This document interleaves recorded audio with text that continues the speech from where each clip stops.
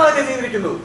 താങ്ങാനാവാത്ത കടബാധ്യതയും കൃഷിനാശവും കാർഷിക ഉത്പന്നങ്ങളുടെ വിലയിടിവും കൊണ്ട് പൊറുതിമുട്ടിയ കർഷകൻ അല്പസമയം മുന്നെയാണ് ഇവിടെ ആത്മഹത്യ ചെയ്തത്. ഇതോടെ നാട്ടിലെ കർഷക ആത്മഹത്യകളുടെ എണ്ണം വളരെ കൂടി വരികയാണ്. അതിന്റെ റിപ്പോർട്ടുകൾ ഉടൻ തന്നെ പുറത്തു വരുന്നതാണ്. പിന്നെ മൃതദേഹത്തിന് അരികിൽ നിന്നും ലഭിച്ച ഒരു ആത്മഹത്യാ കുറിപ്പ് കൂടെ കണ്ടെത്തിയിട്ടുണ്ട്. നമുക്ക് ഇവിടെ മരണ വാർത്തയായിരുന്ന ഒരു വൻ ജനാവലി തന്നെ ഒത്തുകൂടിയിട്ടുണ്ട്. നമുക്ക് അവരോട് തന്നെ ചോദിക്കാം. ശരി, എന്താണ് ചേട്ടാ, എന്താണ് പറയാനുള്ളത് കർഷകന്റെ മരണത്തിനെ പറ്റി? എന്തെങ്കിലും രണ്ട് വാക്ക് പറയണം. ഒന്നും പറയാനില്ല. ഒന്നും പറയാതെ മടിച്ചു നിൽക്കുന്ന നാട്ടുകാരെയാണ് നമ്മൾ ഇവിടെ കണ്ടുപിടിക്കുന്നത്. ചേച്ചി, കർഷക ആത്മഹത്യയെ പറ്റി എന്താണ് പറയാനുള്ളത്? ഒന്നും പറയാനില്ല. ഒന്നും പറയാനില്ലാത്ത ഒരു അവസ്ഥയിൽ തന്നെയാണ്. ഒരു നാടകം കളിക്കാൻ അവസരം വന്നപ്പോ കയറി അങ്ങ് പോവാ. നാടക സമയം തീർക്കണ്ടേ? ഞാൻ ബാക്കി പോയാ സാറേ, നമുക്ക് ഇത്തിരി സമയം ഒന്ന് റെസ്റ്റ് എടുത്തോ. ഒരു അനൗൺസ്മെന്റ് അത് കഴിഞ്ഞ് തുടങ്ങാം. പോയിട്ടോ. പ്രിയമുള്ളവരെ, അങ്ങനെ നമ്മുടെ കർഷകൻ മരിച്ചു, അല്ലെങ്കിൽ ആത്മഹത്യ ചെയ്തു. അതുകൊണ്ട് തന്നെ അയാൾ ഇനി മുതൽ പരേതൻ എന്നാണ് അറിയപ്പെടുന്നത്. അതുകൊണ്ട് തന്നെ അയാളുടെ മരണം ഒരു ആത്മഹത്യ തന്നെ ആകണമെന്നില്ല. മറിച്ച് ഞരമ്പ് മുറിക്കുകയോ ബാങ്കിൽ നിന്ന് ചാടി മരിക്കുകയോ അല്ലെങ്കിൽ മരണഭയം കൊണ്ടുള്ള ഹൃദയാഘാതം മൂലമോ ആകാം. അതൊക്കെ പ്രേക്ഷകരുടെ വ്യാഖ്യാനത്തിന് വിടുന്നു. പിന്നെ ഇവിടെ നാടക അവതരണത്തിന് വേണ്ടി തൂങ്ങി മരണം പ്രതീകമാക്കിയെന്നേ ഉള്ളൂ. അതുപോലെ ഒരു അറിയിപ്പ് കൂടി, ഇത് കേവലം ഒരു നാടകം മാത്രമാണ്. ഇതിലെ സംഭവങ്ങൾക്കോ കഥാപാത്രങ്ങൾക്കോ ജീവിതവുമായി യാതൊരു ബന്ധവുമില്ല. പിന്നെ നിങ്ങൾക്ക് എന്തെങ്കിലും സാദൃശ്യം തോന്നിയാൽ അത് തികച്ചും യാദർശികം മാത്രമാണെന്ന് ഓർമ്മപ്പെടുത്തിക്കൊണ്ട് നിങ്ങളുടെ ഏവരുടെയും അനുവാദത്തോടുകൂടി ഞങ്ങൾ ആരംഭിക്കുന്നു. റെഡിയല്ലേ?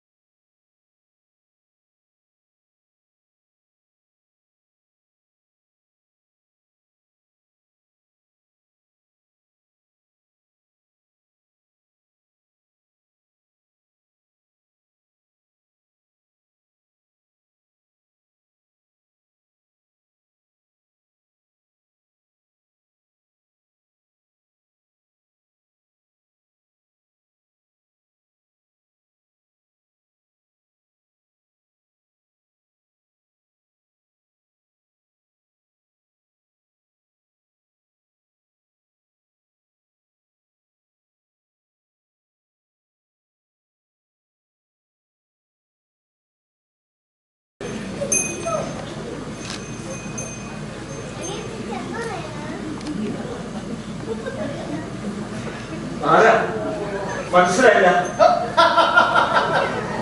ഞാനല്ല ഞങ്ങളോട് ചോദിക്കേണ്ടത്. അതെ, ഏതാണ് സ്ഥലം? ഞാൻ ഏത് ലോകത്താണ്? എനിക്കൊന്നും മനസ്സിലാവുന്നില്ല. ഒന്ന് പറയൂ. ഒന്ന് സമാധാനപ്പെടാമോ? ഞാൻ പരിശോധിക്കട്ടെ. ഞാൻ എല്ലാം ശരിയാക്കി തരാം. നിങ്ങളുടെ പേര് കിട്ടി. നമ്പർ 1,04,074. അല്ല, എന്റെ പേര് അങ്ങനെയല്ല. ഇവിടെ പേരും യാതൊരു പ്രസക്തിയില്ല. ഇവിടെ എല്ലാവർക്കും ഒരു പേര് പരേത്, പിന്നെ തിരിച്ചറിയാനായി ഒരു നമ്പർ. അതായത് ഇവിടെ വന്ന 1,474,000 ഒരാളാണ് മിസ്റ്റർ പരേത്. ഓഹോ, അപ്പൊ ഇത് പരലോകമാണല്ലേ? ഓ, ഞാൻ മരിച്ചു, സമാധാനമായി.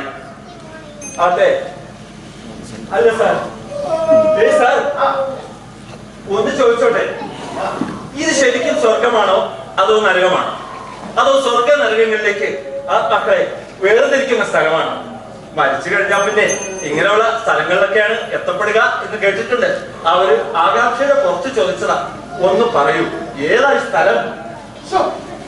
ഇത് വന്ന് കേരളത്തിലുള്ളൂ, അത് വലിയ അറിയണമല്ലേ? ഞാൻ ഒരു കാര്യം പറഞ്ഞേക്കാം, ഇവിടെ കണ്ട അധികം ബഹളം ഉണ്ടാക്കരുത്. അദ്ദേഹം ഓർമ്മ അദ്ദേഹം ആഴത്തിന് പ്രശ്നക്കാരനാണ്. ഇദ്ദേഹമാണ് ഇവിടുത്തെ പരമാധികാരി. ആ കൂട്ടം കണ്ടോ, സിംഹഗർജനം പോലെ എന്താ ഒരു ശൗര്യം. പിന്നെ ഒരു കാര്യം, ഇവിടെ കിടന്നധികം ബഹളം ഉണ്ടാക്കരുത്. അദ്ദേഹത്തിന്റെ ഉറക്കത്തിന് എന്തെങ്കിലും തടസ്സം നേരിട്ടാൽ നിങ്ങൾ മാത്രമല്ല ഇവിടുത്തെ സർവ്വ പ്രശ്നത്തിലാണ്. മനസ്സിലായോ? അയ്യോ, ക്ഷമിക്കണം, എനിക്കിതൊന്നും അറിയില്ലായിരുന്നു. ഞാൻ ഇവിടെ പുതിയതല്ലേ, ഇനി ഞാൻ ശ്രദ്ധിച്ചോളാം. നല്ലത്. പിന്നെ തന്റെ സംശയങ്ങൾക്കുള്ള മറുപടി അങ്ങനെ തരാം. ഇത് താൻ ഉദ്ദേശ സ്ഥലങ്ങളൊന്നുമല്ല. അതായത് സ്വർഗം, നരകം തുടങ്ങിയവ യാതൊരു ബന്ധവുമില്ല. ഒരു തുടക്കവും ഒടുക്കവുമില്ല. കൃത്യമായ സ്ഥലം പോലുമില്ല. എനിക്ക് ഒട്ടും മനസ്സിലാവുന്നില്ല. വേണ്ട, ഞാൻ എല്ലാം മനസ്സിലാക്കി തരാം.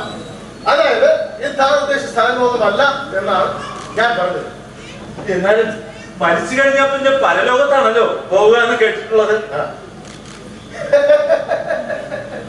അത് ഇവിടെ വരാത്തവർ, ഇവിടെ കാണാത്തവർ പുറത്തുണ്ടാക്കുന്ന കഥകളിലെ ഇവിടെ വന്നവർക്കേ അറിയൂ, ഇവിടെ കണ്ടവർക്കേ അറിയൂ, ഇവിടെ അനുഭവിച്ചവർക്കേ അറിയൂ.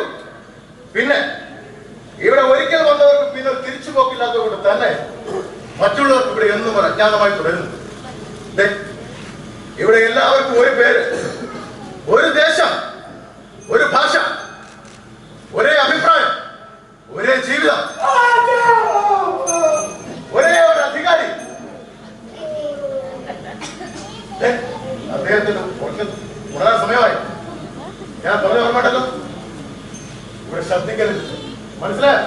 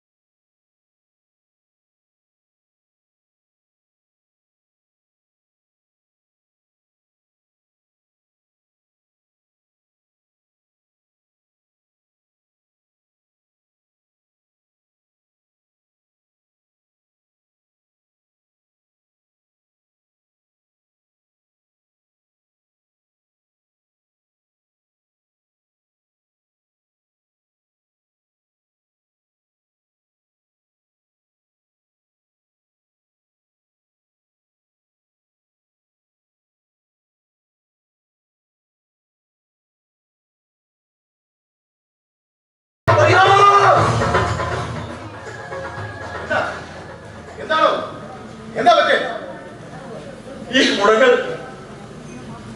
ഈ കുടങ്ങൾക്ക് തനിയെ ചലിക്കുന്നു. വല്ലാത്ത ശബ്ദം. ഒരിക്കൽ ഉയർന്നുയർന്നു. ഭീകരം എന്നെ ചുറ്റി എന്നെ ശ്വാസം മുട്ടിച്ചു. ഞാൻ ആവും ഭയന്നുപോയി.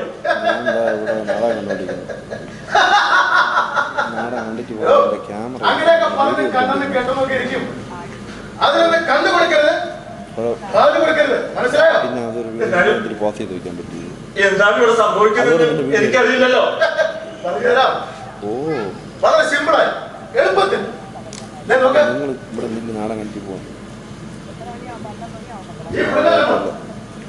ഇതിലെല്ലാം പലതരത്തിലുള്ള ആത്മാക്കളാണ്. ഇവയെല്ലാം ആവാഹിച്ച് അടച്ചിരിക്കുക. അയ്യോ ഭയമാകുന്നു. ഇടോ കൊണ്ടാ താൻ എന്താ ഭയക്കുന്നത്? എന്നെ ഓർമ്മിച്ചാലോ? മനുഷ്യ കൊണ്ടാണെങ്കിൽ തനിക്ക് എന്താണോ ഭയം? താനൊക്കെ പറയാതല്ലേ പറയാതെ.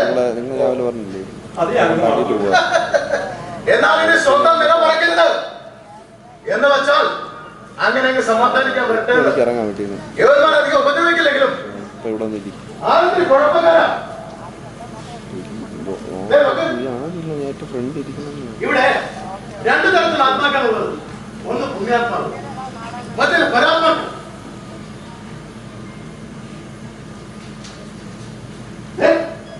ഈ കുഴഞ്ഞല്ലോ കണ്ടോ? ഇതാണ് ഞങ്ങളുടെ പുണ്യാത്മാവുള്ളത്.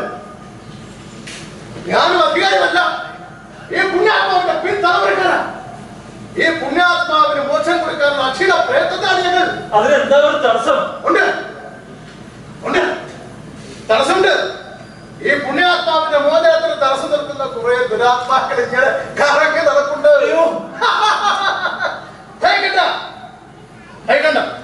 അതൊക്കെ പണ്ടായിരുന്നു. ഇത് ഇപ്പൊ ഇവന്റെ ഇങ്ങനെ പിടിച്ചു കെട്ടി വായ മൂടിക്കെട്ടി വരിഞ്ഞു മുറുക്കി ഇങ്ങനെ കുളങ്ങൾ അടച്ചിരിക്കുക. ഇനി ഞങ്ങളുടെ പുണ്യാത്മാവിനെ ഒലിപ്പിക്കാം. ഇതൊരു കാര്യം, ഈ കുളങ്ങളുടെ കരികിൽ പോവുകയോ അവരെ സ്പർശിക്കുകയോ ചെയ്യരുത്, മനസ്സിലായോ? സാധാരണക്കാരും തമ്മിലുള്ള അകലം എല്ലാ കാലത്തും ഏത് ലോകത്തും വളരെ അകലെയായിരിക്കും. അധികാരി എന്നും അധികാരിയായി തുടരുകയും അടിയാളർ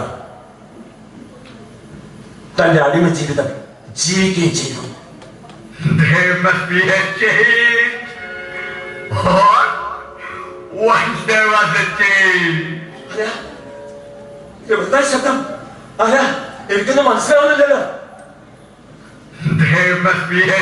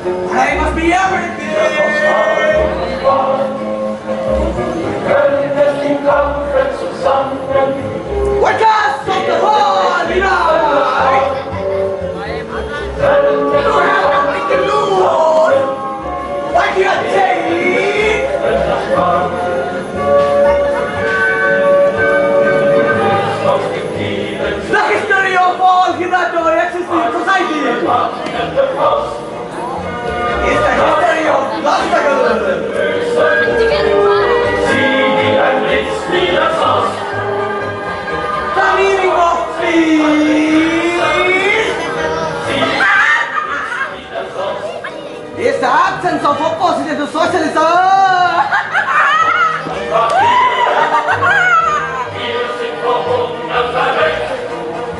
While the miser is merely the capitalist,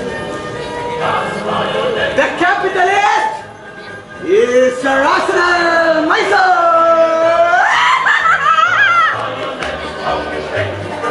I am nothing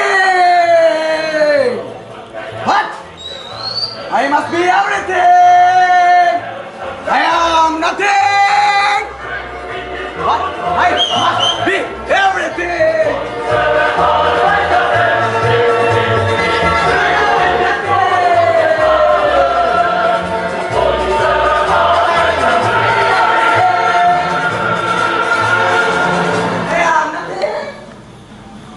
Must be everything.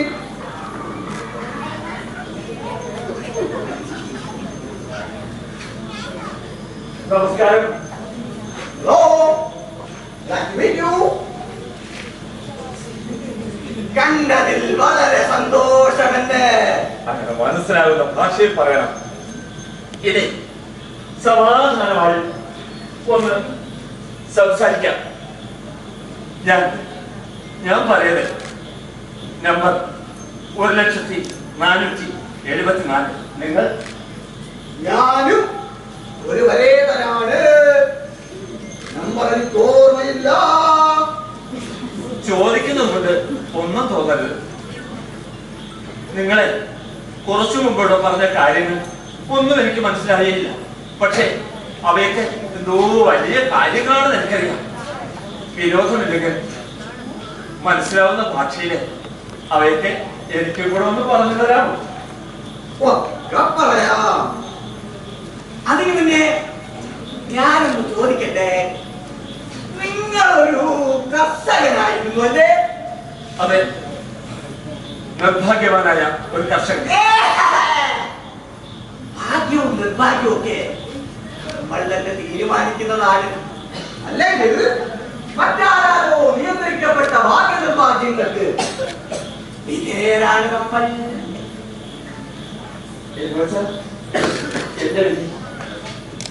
ഇങ്ങനെ നിങ്ങൾ ആ കുരുക്കിൽ തല വച്ചു കൊഴുത്തേ ഉള്ളൂ. കുരുക്കു മുറുകി മുറുകി അതിങ്ങനെ താഴേക്ക് വരികയായി. സംശയം ഉണ്ടെങ്കിലേ അതിന്റെ അറ്റം പിടിച്ച് പോയി നോക്ക്.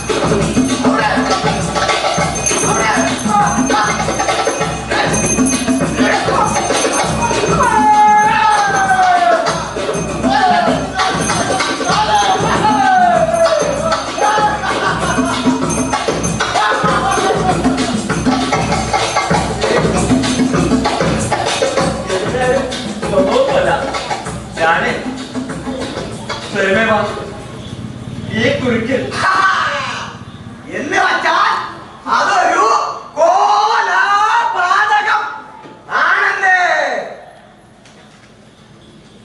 തകം, പാതകം, കൊലപാതകം, വാഴക്കൊലപാതകം, നിയന്ത്രമായ കൊലപാതകം.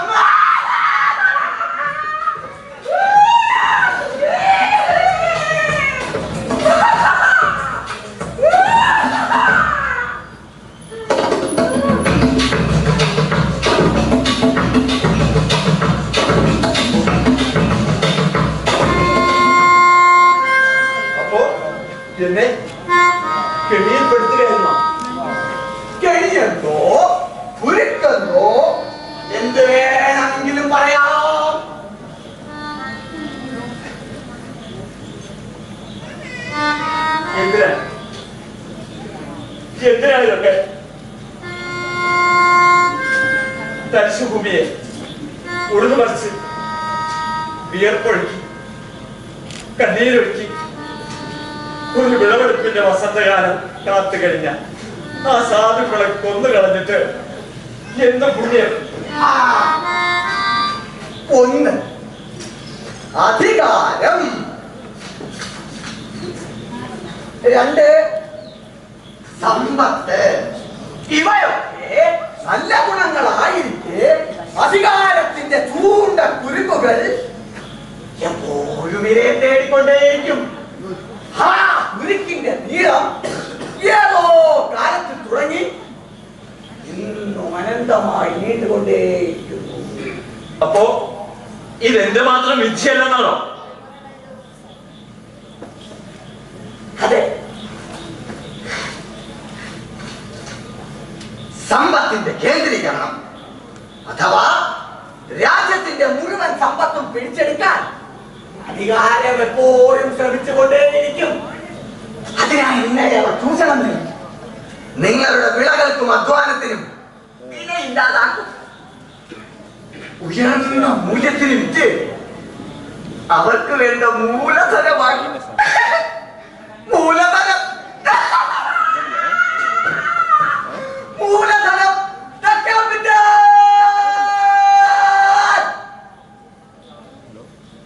അതിങ്ങനെ ചക്രം പോലെ കൊണ്ടുകൊണ്ടേയിരിക്കും. ഇത്രയും നല്ലതായി സംസാരിക്കുന്ന നിങ്ങൾ എങ്ങനെ ഒരു ദുരാത്മാവായി? അവരുടെ അധികാരത്തിന് തടസ്സം നിൽക്കുന്ന ആരെയും കുടത്തിലാക്കും. ഈ ഏകാന്തതയിൽ എനിക്ക് അതൊക്കെ സമാധാനം കിട്ടുന്നു. അതെ, നിങ്ങൾ എന്തിനാണ് അവർ കുളത്തിലാക്കിയത്? അതല്ലേ പറഞ്ഞത്, അവരുടെ അധികാരത്തിന് തടസ്സം നിൽക്കുന്ന ആരെയും അവരെ കുടത്തിലാക്കും. എന്നെ മാത്രമല്ല, അവരെ കുടത്തിലാക്കിയിട്ടുണ്ട്. അപ്പോ നമുക്ക് ആ കുടങ്ങളെ ഒന്ന് തുറന്നുകൊണ്ടാലോ? അതിനുള്ള കഴിവ് നിങ്ങൾക്ക് മാത്രമേ ഉള്ളൂ. ഞാനതിൽ തീർത്തും നിസ്സഹായനാണ്. ഞാനും ചെയ്യാം, ഞാനും ചെയ്യും. പക്ഷേ ഒരു കാര്യം, താമസിക്കും നിങ്ങൾ എനിക്ക് ഉപകാരം ചെയ്യും. ആ അധികാരി ഉണരുന്നുണ്ടോ എന്ന് നോക്കണം. ഞാനൊന്ന് നോക്കാം.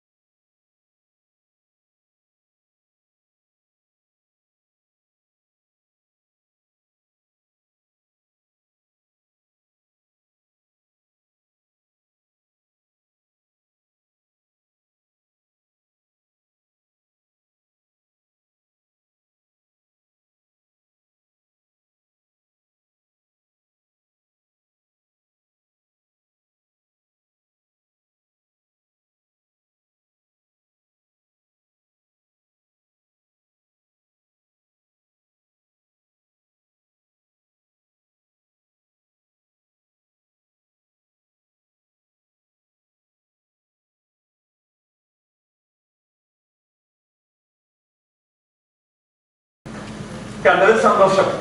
അങ്ങ് എന്താ സംശയം? മലയാളം അത് മനസ്സിലായി. എങ്ങനെയാ മരിച്ചത്? എന്നെ പോലെ ഈ ചൂണ്ടയിൽ കുരുങ്ങിയാണോ? നോൺ വയലൻസ്, അഥവാ അഹിംസ. അതായിരുന്നു ജീവിതമുഖം. സൂര്യൻ അസ്തമിക്കാത്ത സാമ്രാജ്യത്തിനെതിരെ പാറ പോലെ ഉറച്ചു നിന്ന് പൊരുതി. പിന്നെ കുറച്ച് ഉപ്പ് കുറുക്കി സ്വാതന്ത്ര്യത്തിന്റെ ഉപ്പ്. എന്നാൽ മരണകാരണം അതായിരുന്നില്ലല്ലോ. അല്ല, മരണകാരണം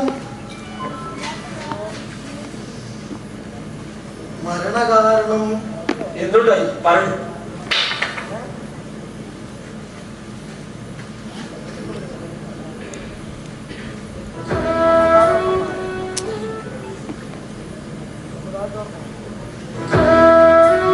പല നിറങ്ങളിൽ ചേർത്ത് തുന്നിയൊരു പുതപ്പുണ്ടായിരുന്നു.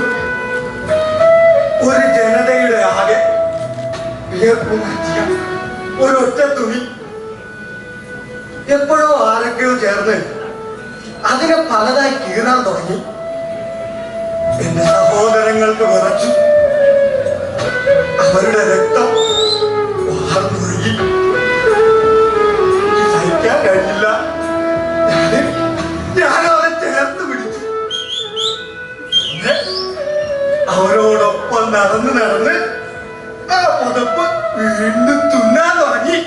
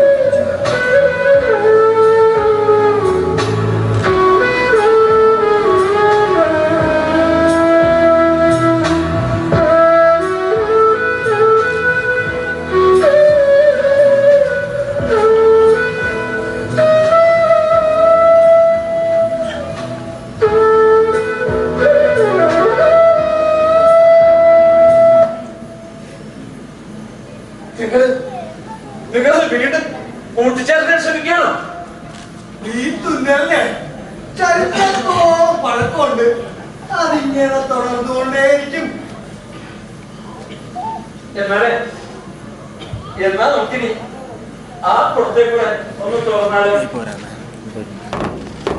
അദ്ദേഹം നിങ്ങളെ പോലെ പുറത്തു വരാൻ കാത്തിരിക്കാവും. ഞാൻ തുറക്കാം. അത് നോക്കണ്ട. ഞാൻ പറഞ്ഞില്ലേ, ഇതൊരു നാടകം മാത്രമായിട്ട് കണ്ടാ മതി. ഓക്കെ?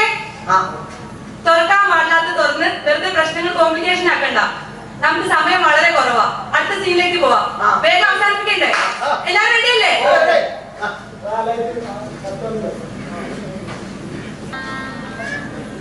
അപ്പൊ ശരി, ഞങ്ങൾക്ക് പോവാൻ സമയം. തുറന്നു വിട്ടത് വളരെയധികം നന്ദിയുണ്ട്. അപ്പോ ആ കുളത്തിന്റെ കാര്യം അത് ഞങ്ങളൊക്കെ കൊണ്ടുപോയിക്കോളാം. അതാ അതിന്റെ ശരി. ഇപ്പൊ ഇവിടെ വെച്ചത് തുറന്ന പ്രശ്നങ്ങൾ കൂടുതൽ സങ്കീർണമാവും. ഞങ്ങളതിനെ ശൂന്യതയിലേക്ക് പറഞ്ഞുവിടാം. അയ്യോ, ഞാൻ അതല്ല ഉദ്ദേശിച്ചത്. വേറൊരു കുടം കൂടി ഉണ്ടല്ലോ, ആ പുണ്യാത്മാവ്. ഓ, അതോ?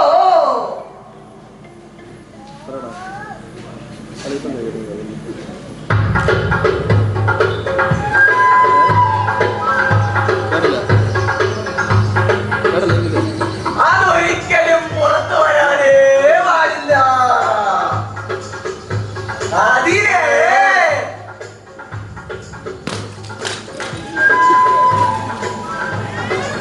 അപ്പൊ ശരി.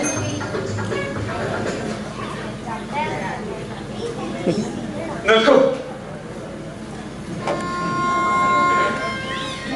നിങ്ങളില്ലാതെ എനിക്കിവിടെ ജീവിക്കാനാവില്ല. എനിക്ക് തിരിച്ചു പോണം, ജീവിക്കണം. അതിനുള്ള ഒരു വഴി കൂടി പറഞ്ഞു തന്നിട്ട് പോകും. വഴിയുണ്ടല്ലോ. മരിക്കുന്നതിന് മുമ്പ് എഴുതിയ ഒരു ആത്മഹത്യാ കുറിപ്പില്ലേ? ആരും കാണാത്തൊരു കുറിപ്പ്. അതങ്ങ് തിരുത്തി എഴുതിയാ മതി.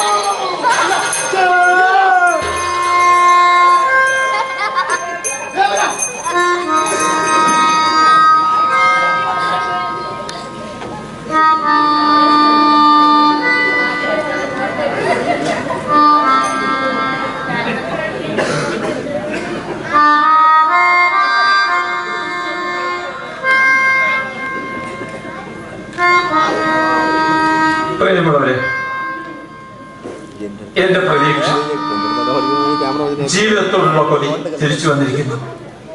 ചൂഷണങ്ങൾക്കും അടിച്ചമർത്തലിനുമുള്ള മറുപടി മരണമല്ല എന്ന് ഞാൻ തിരിച്ചറിയുന്നു. അധ്വാനത്തിന്റെ മൂല്യം തിരിച്ചറിയാത്ത അധികാരത്തിന് കുത്തകകൾക്കുമെതിരെയുള്ള പോരാട്ടമായിരിക്കും തുടർന്ന് അങ്ങോട്ടുള്ള എന്റെ ജീവിതം. അതിന് കരുത്തായി ചരിത്രം എന്റെ കൂടെ. കടക്കണിയും പട്ടിണിയും വിവേചനവും വേർതിരിവും അവർ തുടരട്ടെ. ഞാൻ എന്റെ ജീവിതം തുടങ്ങുകയാണ്. ഒരു കർഷകന്റെ സമര ജീവിതം